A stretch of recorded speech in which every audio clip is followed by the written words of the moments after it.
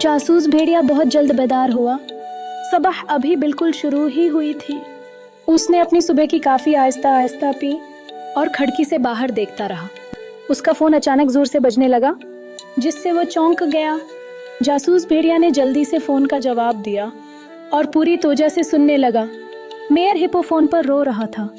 उसकी आवाज बहुत परेशान लग रही थी। उसका सुनहरा बाल मुकम्मल तौर पर गायब हो गया था और वो बहुत घबरा गया था। खजाना आज बहुत अहम था क्योंकि ये शहर के लिए खास था।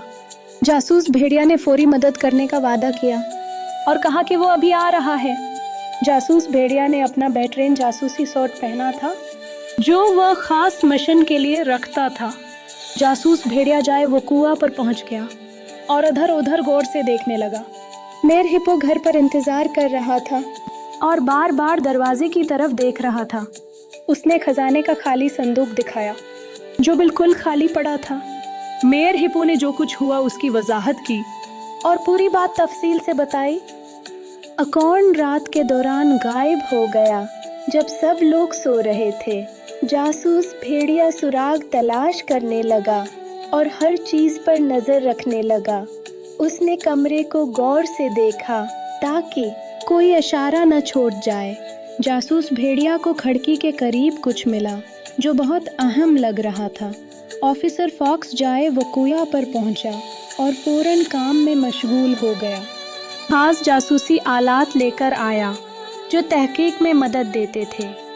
ऑफिसर फॉक्स ने बाहर के दरवाजे चेक किए और तालों को गौर से देखा।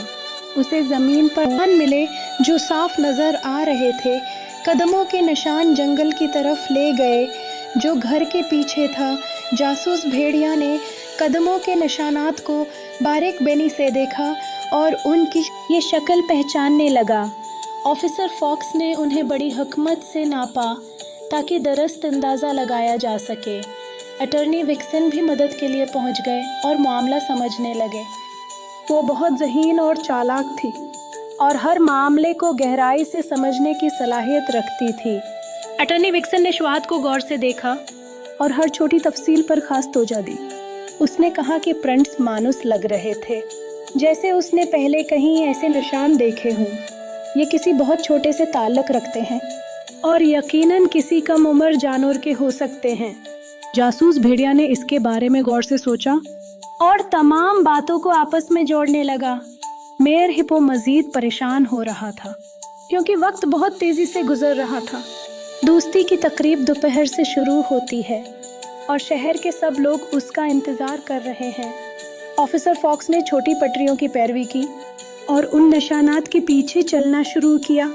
वो गहरे जंगल में चले गए जहां दरख्त बहुत घने और माहौल खामोश था। जासूस भेड़िया ऑफिसर फॉक्स के पीछे चला गया और हर कदम बहुत एहतियात से रखने लगा। अटॉर्नी विक्सन ने दरख्त की टूटी हुई शाखों को देखा जो जमीन पर बखरी हुई थी। हाल ही में कोई इस दरख्त पर चढ़ा था और शाखें उसी बात की गवाही दे रही थी। जासूस भेड़िया ने दरख्तों की तरफ देखा और ऊपर नीचे हर तरफ नजर दौड़ाई। ऑफिसर फॉक्स ने करीब ही हंसने की आवाजें सुने जो खामोश जंगल में साफ सुनाई दे रही थीं। वो खामोशी से आवाज की तरफ बढ़ा ताकि कोई उसे देख या सुन न सके। छोटा बंदर दरख्त के पीछे छिपा हुआ था और बंदर खौफ से खामोश था। उसने सुनहरा बालों पकड़ रखा था और उसे मजबूती से सीने से लगाया हुआ था। बंदर अपने बड़े दांतों से मुस्कुराया जैसे ये सब उसके लिए एक खेल हो। जासूस भेड़िया ने बंदर से बहुत नरमी से पूछा और उसे डरने की जरूरत नहीं बताई। बंदर ने वजाहत की कि वो खेलना चाहता है और किसी को नुकसान पहुंचाना उसका मकसद नहीं था। वो छुप छुपा कर खेल रहा था और उसे लगा ये सब मजे का हिस्सा है। बंदर नहीं जानता था कि ये अहम है और इस बात से सबको फिक्र हो सकती है। अटॉर्नी विक्सन छोटे बंदर को देखकर मुस्कुराया और नरमी से उसे सारी बात समझाई।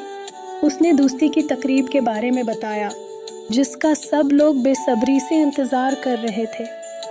बंदर को उसे लेने पर अफसोस हुआ और उसने फौरन अपनी गलती मान ली। उसने सुनहरा बालों वापस दे दिया और वादा किया कि आइंदा ऐसा नहीं करेगा।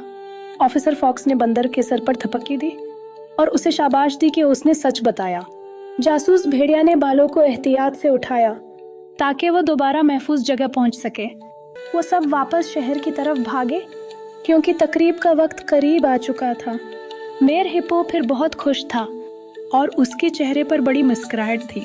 उसने बड़े बाजुओं से सबको गले लगाया और दिल से सबका शुक्रिया अदा किया।